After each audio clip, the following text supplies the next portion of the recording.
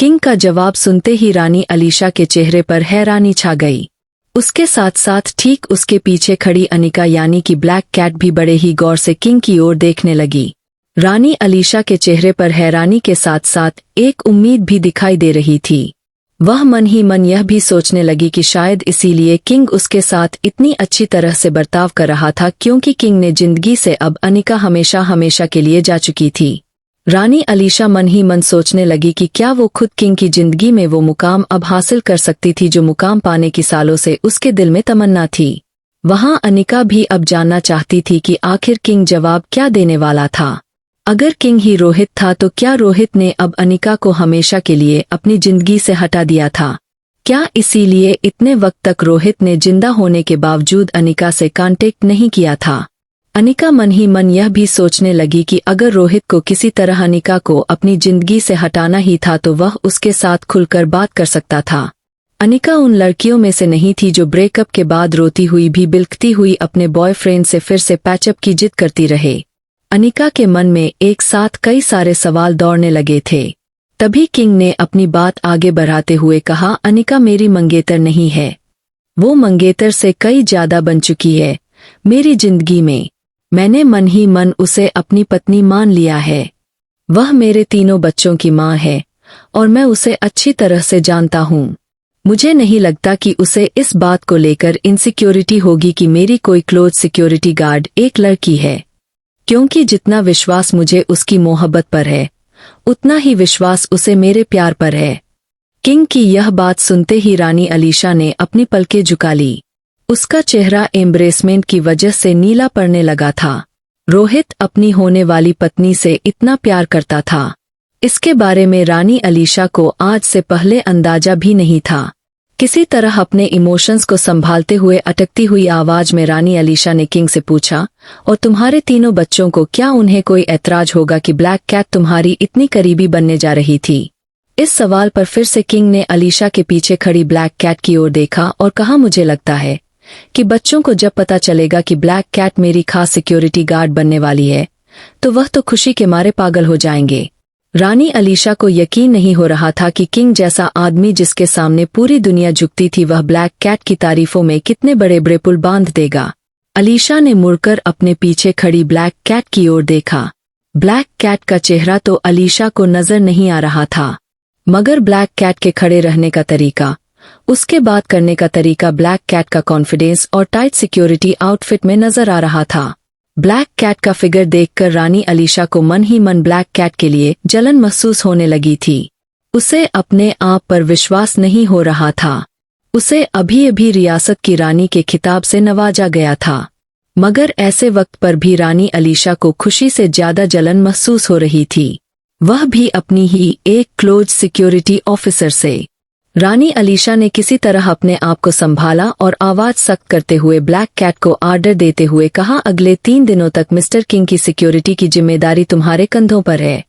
मुझे उम्मीद है कि तुम हमें नाराज नहीं करोगी। मिस्टर किंग हमारे लिए बेहद खास मेहमान हैं, इसीलिए ध्यान रहे कि उनकी तरफ से मिली हुई कोई भी कंप्लेंट राजघर आने के लिए बेहद शर्मिंदगी की बात होगी। ब्लैक कैट ने अपने दोनों हाथ अपनी कमर पर रखते हुए रखे हुए थे। बड़ी ही कैजुअली रानी की बात सुनने के बाद ब्लैक कैट ने अपने कदम किंग की ओर आगे बढ़ाए। ब्लैक कैट बड़ी ही तेजों से किंग को गौर से देख रही थी। ब्लैक कैट को इस तरह अपनी ओर आगे बढ़ते हुए देखकर किंग ने भी अपने कदम पीछे बढ़ाए। किंग को इस तरह से रिएक्ट करते हुए देखकर अलीशा को समझ नहीं आ रहा था कि दुनिया का सबसे शक्तिशाली और पावरफुल माना जाने वाला किंग इस तरह से क्यों बर्ताव कर रहा था। ब्लैक कैट के आगे बढ़ रहे कदमों को रोकते हुए रानी अलीशा ने कहा, देखो लड़की, एक और बात सुन लो, चाहे हमारी जान बचाने के लिए पीछे तुम्हारा कोई भी मकसद रहा हो, मगर हकीकत यह है कि तुमने बड़ी रानी की और मेरी जान बचाई है। राजघराने के लिए तुमने जो काम किया है उसके बदले में मैं तुम्हें बस इतनी चेतावनी देना चाहती हूँ कि मिस्टर किंग की जो मंगेतर है उससे से थोड़ा संभल कर रहना। हो सकता है कि एक औरत को किंग के इतने नजदीक आते हुए देखकर उसे तुमसे जलन महसूस हो और तुमसे बदला लेने के लिए वो कोई भी ऐसा कदम उठाए जो शायद तुम्हें पसंद ना आए, मगर ऐसे हालातों में भी तुम्हें अपने आप पर काबू रखना होगा। मेरी तुम्हें यह सलाह है, कि तुम उस औरत से दूर ही रहना, और बदले में मैं तुम्हें यकीन दिलाती हूं कि अगर उसने तुम्हें ज्यादा नुकसान पहुंचाने की कोशिश की तो हम तुम्हारी रक्षा के लिए खड़े रहेंगे। आखिर तुमने हमारी जान बचाई है, इतना तो हमारा भी फर्ज बनता है कि हमारे यहाँ पर काम करने वालों की इज्जत पर कोई दाग ना लगे। इसका ख्याल रखा जाएगा।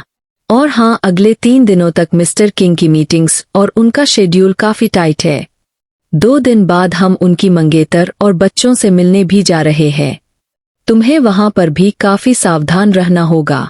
हो सके तो उस वक्त तुम किंग से दूरी बनाए रखना, वरना तुम्हारे और उस अनिका के बीच में एक ऐसी जंग छिड़ जाएगी जिसे सुलझा पाना बहुत मुश्किल हो जाएगा।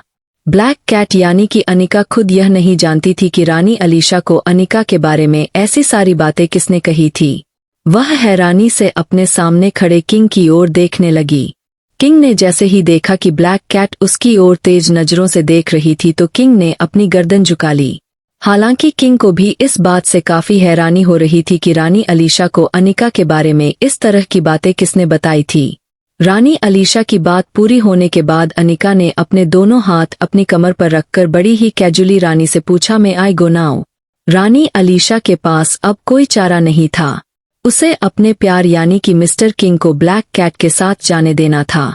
जैसे ही किंग और ब्लैक कैट कमरे से बाहर निकलने के लिए कदम आगे बढ़ाने लगे, रानी अलीशा को यह लगने लगा कि उसके साथ एहसान फरामोशी हुई है। रानी अलीशा ने ब्लैक कैट के लिए इतनी बड़ी बात कही थी कि अगर कोई ब्लैक कैट की मान मर्यादा को ठेस पहुंचाने की कोशिश करेगा तो राजघराना ब्लैक कैट के साथ खड़ा रहेगा। मगर बावजूद इसके ब्लैक कैट ने एक सिंपल थैंक भी नहीं कहा था, मगर खुद किंग ने ही ब्लैक कैट को अपनी क्लोज सिक्योरिटी के तौर पर पसंद किया था। इसीलिए रानी अलीशा चाहकर भी कुछ नहीं कर पा रही थी। मगर दरवाजा बंद होने से पहले ब्लैक कैट अपनी जगह पर रुकी और मुड़कर धीमी आवाज में अपनी गर्दन झुकाकर रानी अलीशा से कहा, thank you very much madam. यह कहने के बाद ब्लैक कैट बिना एक पल गवाए कमरे से बाहर निकल गई। पीछे खड़ी रानी अलीशा को ब्लैक कैट में कभी सौतन तो कभी सहेली दिखाई दे रही थी। कमरे से बाहर निकलने के बाद ब्लैक कैट मिस्टर किंग को फॉलो करते हुए होटल लॉबी से बाहर निकल गई।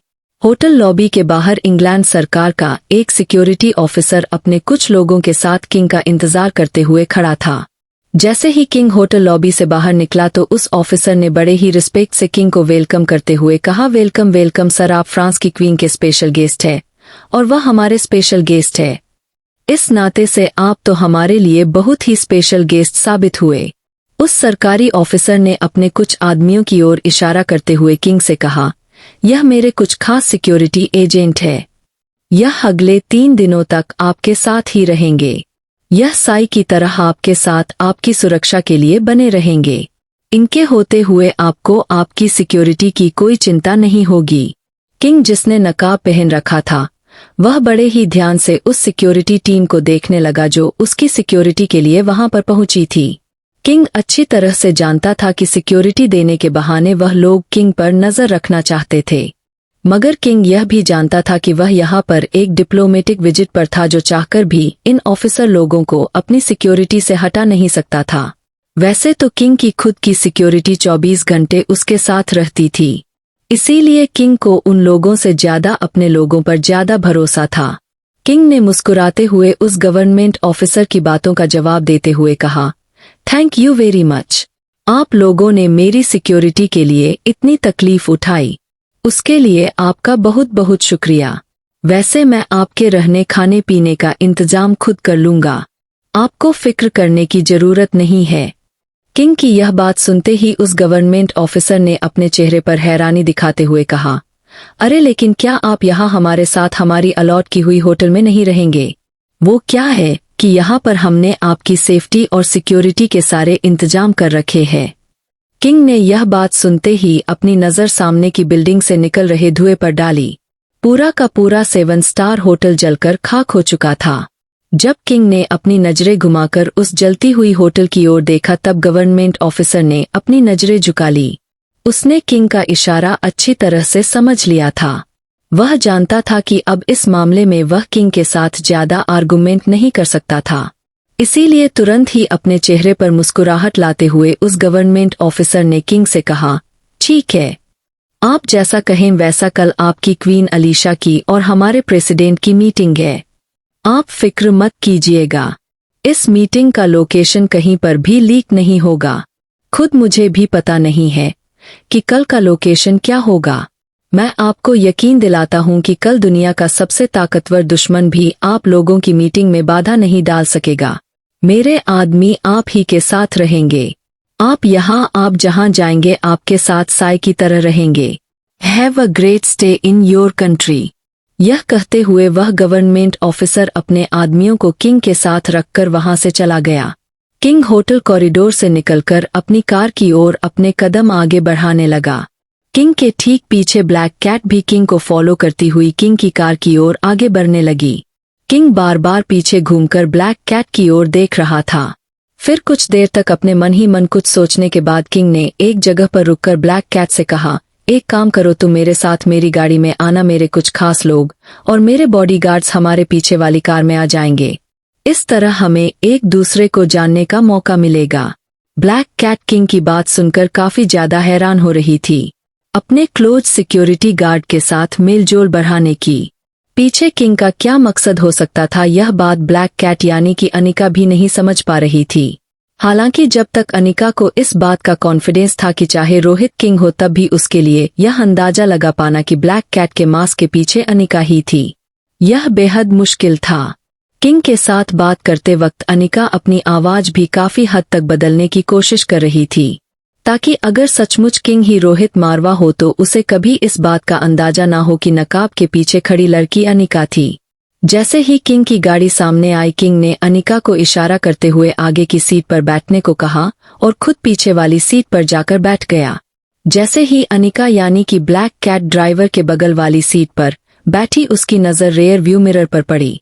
रेयर व्यू मिरर में दो ऐसे चेहरे नजर आ रहे थे जिन्हें अनिका अच्छी तरह से जानती थी।